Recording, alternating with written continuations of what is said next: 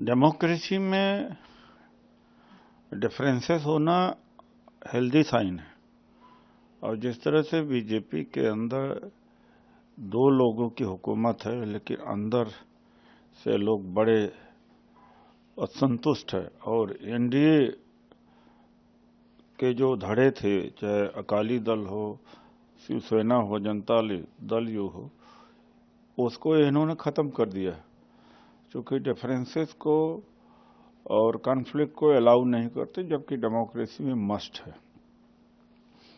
तो डिक्टेटरशिप का भाषा बोल रहे हैं कि एक आवाज होना चाहिए, एक चुनाव होना चाहिए, एक देश होना चाहिए, एक नेता होना चाहिए।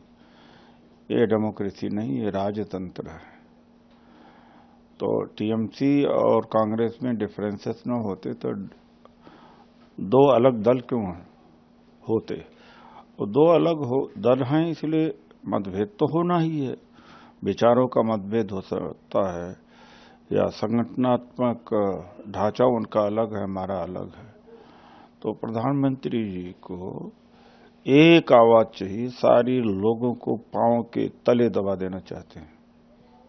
कांग्रेस जो है, लोगों का रुझान बीजेपी की तरफ ज्यादा बढ़ गया है, क्योंकि यह पर्सनल लॉ है और कांग्रेस को आगे बढ़ाने की बात करती है। और क्या अब ये देश शरिया पर चलेगा? धर्म के आधार पर देश चल नहीं सकता। कांग्रेस के मैनिफेस्टो आने के बाद ही पूरा भारत की जनता में एक बड़ा परिवर्तन आया। 30 लाख की पक्की नौकरी हमारे घोषणा पत्र में, उनके घोषणा पत्र में कहीं नौकरी का जिक्र नहीं है। ये सरकारी पद है, खाली पड़े हैं। और गरीब परिवार की महिला को साल में 1 लाख रुपया मिलेगा।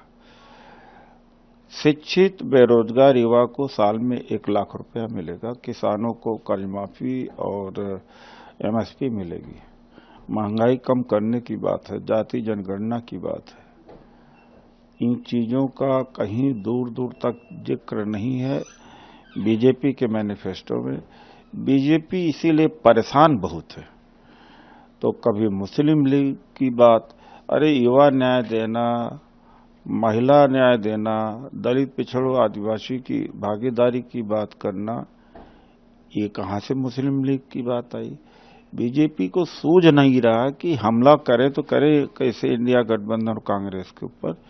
इसलिए उल जरूल बातें करते हैं। हिंदू मुसलमान क्यों नहीं नौकरी की बात करते, क्यों नहीं महंगाई कम की बात करते, क्यों नहीं कहते कि जब 400 रुपए सिलेंडर 2014 में था तो महंगा लगता था, 2011 अब 1112 में 100 हो गया है।